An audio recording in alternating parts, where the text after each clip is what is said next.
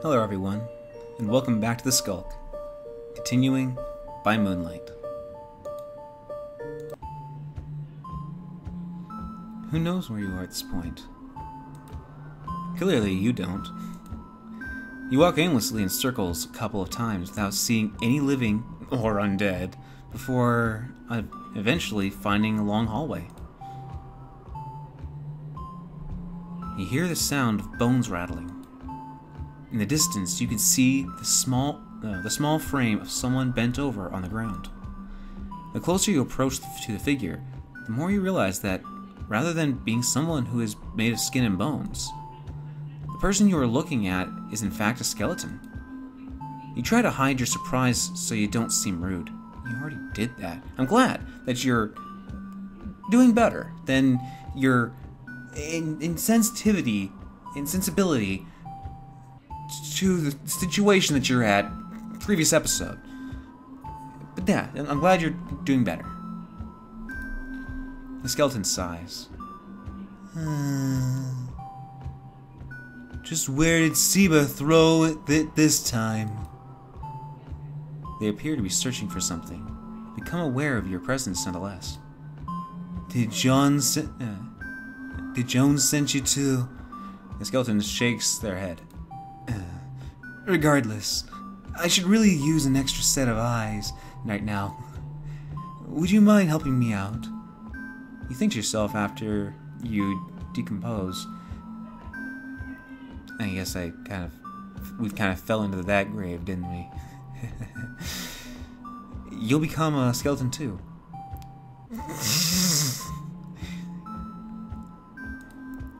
Maybe you should help them out in case you run into them later. I'm helping out. Shed some light. You know, we're gonna be helpful. We're definitely helpful. My eyes might not be that good, but an extra set of hands could work too, right? Skeleton's eyes, for the lack thereof, light up. That would be fantastic. You feel the bony fingers wrap around your hand in what you assume to be gratitude, but you have a bad feeling in your stomach. Not sure why, but yeah. Yes. A left hand in such good condition is just what I was looking for. Oh. Don't take it! Don't take it!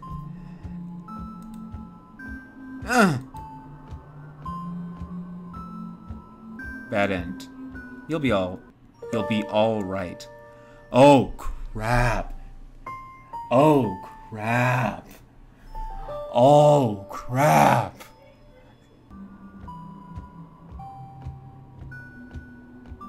Okay. When we come to options like this, we're gonna save. 'Cause we lost our left hand. Crap. So that's what this game's gonna be, the story's gonna be like. Oh. Okay. We're gonna do something better now. We're gonna save. Even though I'm pretty sure we're going to this. I'm still gonna save. Shed some light. Shed some light. Shed some light. Shed some light. Shed some light. Shed some light. But I'm pressing shed some light. What does it want me to do? Close, title, menu, config, hide screen, auto-kit. I'm pressing shed light.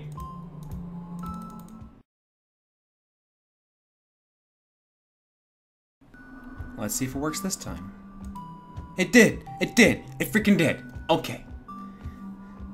I don't know why I was having such trouble last time. I don't know why, but we'll continue now that things won't be tearing off our hand. You rustle through your new bag and pull out a flashlight. You flip it on and point it in the direction of the skeleton. Guess you can call this a light bulb moment. You sweat nervously. Back home, your jokes typically fall flat. You were about to apologize for making a pun, but you hear their bones rattle with laughter. The skeleton literally cracked a smile. That would be fantastic. You pan the flashlight around your immediate surroundings until half a bony left arm is brought into view. The skeleton's eyes, or the lack thereof, lit up. They quickly grab the appendage and fix it to the left elbow socket, flexing their hand a couple of times to make sure it's in good condition. The skeleton grins. Thanks for illuminating the answer to my problem. You stifle a laugh. I guess I'm a bit bright at times. The skeleton wanted to follow up with another pun, but seems to be at a loss and switches topics. It coughs. No lungs. It seems I have forgotten to introduce myself. My name is Marrow. Not Sans.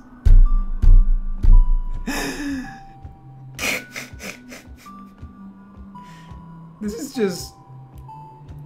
Other than the glitch that happened, it's just charming. And it added... It's definitely doing the Undertale kind of thing, because he definitely looks kind of like Papyrus. Anyways. I get the feeling that I've been vaguely insulted, but... And you are? Aiden Paranormal. Aiden. I swapped my name when I restarted the thing. Because if this character's gonna defile my name, then I don't want to attach to him. I hope you guys can understand that. Let's continue. Aiden, paranormal investigator at your service. You do a clumsy bow and hear rattling laughter again. Well, it's a pleasure to meet you. It's rare to find someone with good humor nowadays. Marrow pauses for a second, before clapping their hands together with a sudden realization. Wait, paranormal investigator, you say? You must be the one helping out with Hans. You give a tired laugh. That's me. Just your regular, good old-fashioned headhunter. You give a slight sigh. Honestly, it would have been a lot better to know what you were getting into before signing a contract with a witch you barely knew. I mean, sure, you finally got to encounter the paranormal, but this really wasn't the way you thought it was going to happen. Or what you thought they were going to be like. You look back up and see that Marrow is in deep thought.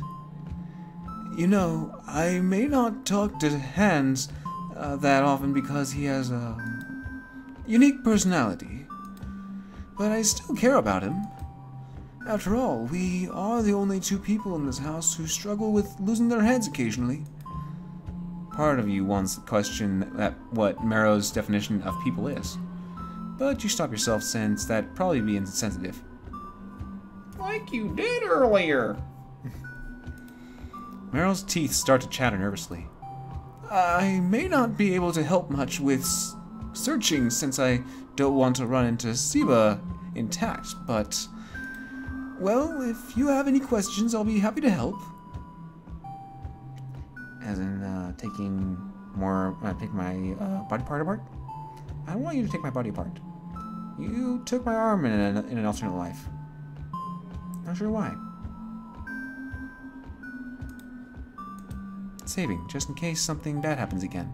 Because if finding out that this game has a little glitch, I'd rather not lose progress and have to re-click everything all over again. I know there's a skip button, but sometimes it might fly past something that you didn't want to not read. Or did right past something you wanted to read. That's correct. That means a lot. Thank you. Where to start? Hans' personality. Sure. What's weird about Hans' personality? What isn't weird about it? Marrow clears his throat. Sorry. Well, I mean, well, he's Dullahan. So the only special ability he has would be doing stuff without his head. But I'm not sure if there's any other way to explain this, to be quite frank.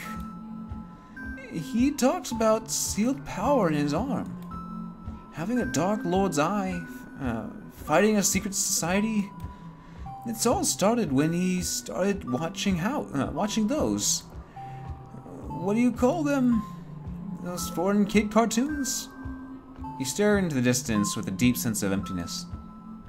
Those are classic signs of chunibyo. Eighth grader syndrome. Anime.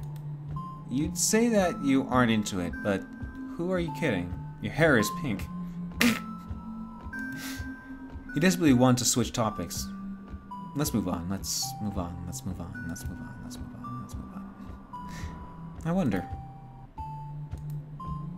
Were you always a skeleton?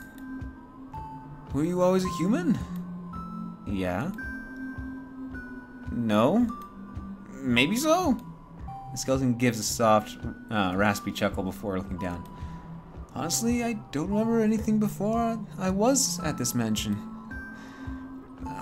If I was happy, if I had a family, what I looked like. Am I a decomposed human? Or was I created this way? Or maybe my life was just was that insignificant? You went to offer some consolation, but the words seemed caught in your throat. Meryl might physically just be a mass of bones, but you feel that they still have a heart. Sorry. That got way off track. Do you have any other questions? Yeah. Your glasses. This isn't necessarily relevant, but why do you wear glasses if you're a skeleton? I mean, no offense, but you don't have eyes. I can see why you might think that, but... Meryl points towards the top of the skull, excitedly. See that crack? Yeah? It's lighting shaped, right? I mean, yeah, but what does it have to do with that? What does that have to do with... Well, you see, Iris lent me some biography books. And in one of them, there's a famous wizard who has glasses and lighting scar.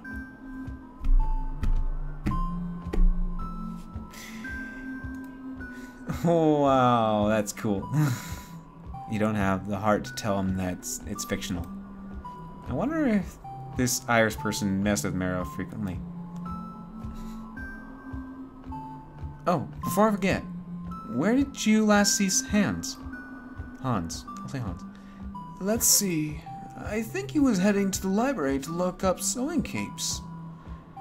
But he's a very impulsive individual, so I wouldn't be surprised if he changed his mind somewhere along the way. Tracking down such an unpredictable person is slowly becoming more and more of a pain. Marrow notices that you're distraught and hurriedly tries to lighten the mood. I might not know where Hans is, but I certainly know where the library is. Let's see. Marrow fiddles with their fingers, popping one off and putting it back on again while lost in thought. Yes. I believe that if you continue straight down this hallway and knock on the right door a couple of times, it should get you to they're all in one piece. They give you a weak smile. Mystic libraries grow more fickle with time, so be sure you follow the directions properly, okay? Head down the hall, turn right, knock on the door a couple times. We don't want to die. You nod and, picking up your bag, set off in what you assume to be the right direction. Please don't die. Just as instructed, you continue down the hallway. It's quite a long stretch, so you observe the details around as you pass the time. Cobblestone. Marble. The floor materials seem to shift with every step you take, but maybe it's just your imagination. Soon enough, you find a sequence of doors.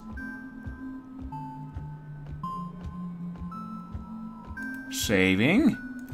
Next slot. Follow Meryl's advice, follow the Meryl's advice, you might actually live. If you follow your gut might be torn out. We did save, but then this game might glitch, and then, you know, things bad happen. Let's follow Meryl's advice, because I don't want to have our gut ripped out. You figure that if anyone knows what to do, what to do to get to the library, it'd be someone who lives here. After knocking on the right door, the middle door opens. Walk through the middle door. Another save, please. You feel torn, but move towards the middle door since it is already unlocked. It's filled with darkness. Maybe it's an illusion. You step through only to realize that there is no ground to step on. Bad ending. Falling down the rabbit hole. I am so fed up with all these wrong decisions. It's only been 2, but I don't know. I don't want a glitch to happen again. We'll see. We'll try again. Don't glitch on me now. Open the right door. You feel torn, but hope that the right door is some sort of pun for being the right door. Your logic makes no sense. Regardless, you stick to your decision and nervously tug on the door in front of you. It swings open, thankfully revealing the library. That's what he meant by the library could be fickle. It kind of leads you into a bottomless hole, and then you kind of fall to your doom, and then you have to reload, and hopefully that the game doesn't glitch on you, and then we'll proceed now. You heave a sigh of relief and walk in. Hans? Hugh? Is anyone there? You're met by silence and laugh quietly to yourself. While you could be amazed at how many volumes of books there are on the first floor alone, you don't want to spend too much time here if there's no leads. It would be pretty useful for investigation later. Maybe. Oh, so cute! A cat.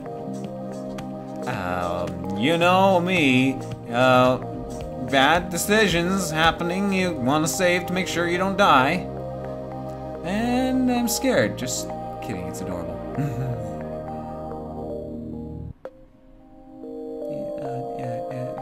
Adorable. Aren't you just a sweetheart?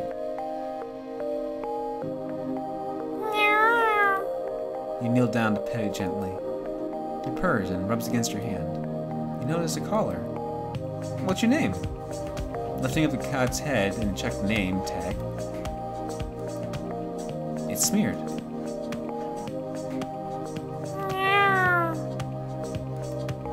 The cat quickly slips from your grasp and dashes out one of the library doors before you can react. Wait!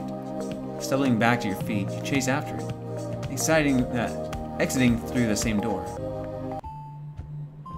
You aren't sure how far the cat managed to go, but you're hoping that it might lead you to someone, or something important. You tripped on something, but with your super cool ninja skills, you don't fall down. You glance back, wondering what it was, only to see a dead body. Dead body! First, a missing head, and now you have to solve a murder. Huh? Maybe it's a zombie. Who knows? You don't judge. You can't fully see who it is because their face is down on the floor. You look pretty pale. Are you okay? I feel faint. Yeah! Got all these choices, you're always gonna either proceed story or die.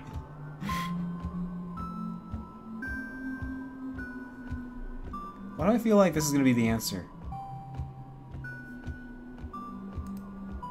You throw a tomato at her, which she catches purely on reflex. She shakingly brings it to her mouth and sucks out the juice, leaving behind the carcass of a Vegetable? Fruit? What are those things called again? She wipes the remains off her face. Hey man, thanks for the help. I thought I was a goner there. I guess I forgot to eat again. She would have eaten us. If we helped her up, she probably would have bit our arm. No, she would have. I definitely think that she would have. Wait, have I seen you here somewhere before? I don't think. Oh my gosh! Oh my gosh! You're from that reality TV show about hoarders. It takes you a second to recover. I'm actually a paranormal investigator you guys hired. Her eyes widen. I swear I didn't do it. Do what? The murder. Officer, please don't arrest me. I have a family. My son just got into kindergarten. It was all for the kids, I swear. You what? She breaks into laughter and takes a little while to calm back down. She wipes a tear from her eye. Oh man, that was a good one. You should have seen your face. I was just kidding. I know why you're here, officer. Just don't ask me whatever. Wait, did you see? Just ask me whatever. Okay, what my favorite color is. My favorite kind of food? Well, what's your name? Oh, I'm Iris. But if you want, I can also tell you about... It's okay. I think I take over from here. Where to start? Hans. So, where do you think Hans is now? Probably in the library, no? You shake your head. I was just in there and he was nowhere to be found. That nerd. Wasn't in the library? She looks disappointed. Man, we agreed to meet there to make him a new costume, though. And to fix my... She cuts herself off. I mean, anything else you want to know? Tomatoes. This is kind of off topic. Why do you eat your tomatoes in such a weird way? She stifles a laugh. Because I'm a vampire. Lazy fangs. Did anyone else hear that typewriter or... They're alert. They're aware. You try hard not to look surprised, but fail miserably. Wait. You're a vampire? Obviously. What did you think I was? You look down. A zombie? Iris won't stop laughing. What should I ask about? Cape. I thought vampires wore capes. She gives you a long sigh. I'm all about the cape life, but... She looks down. Mine got too many stains, so... She looks embarrassed. Maybe we should switch topics. Well, I guess at this point, I'm just kind of confused where I should go. I mean, so far, my only lead was a bust. You stop talking midway to stop... As you stop the cat from earlier wait. You stop talking midway as you spot, not stop, but spot the cat. Sorry, burps. Auto burps, auto swallows. Why does the body do this? As you spot the cat from earlier behind one of the columns. The two of you make eye contact and immediately starts running. Sorry, Iris. It was nice meeting you, but I gotta run. Okay. You're already sprinting before she can finish the rest of her thought.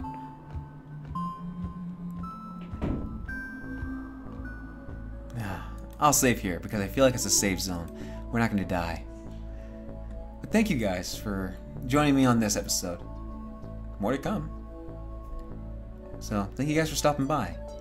And until I see you guys again, have a great day, everyone.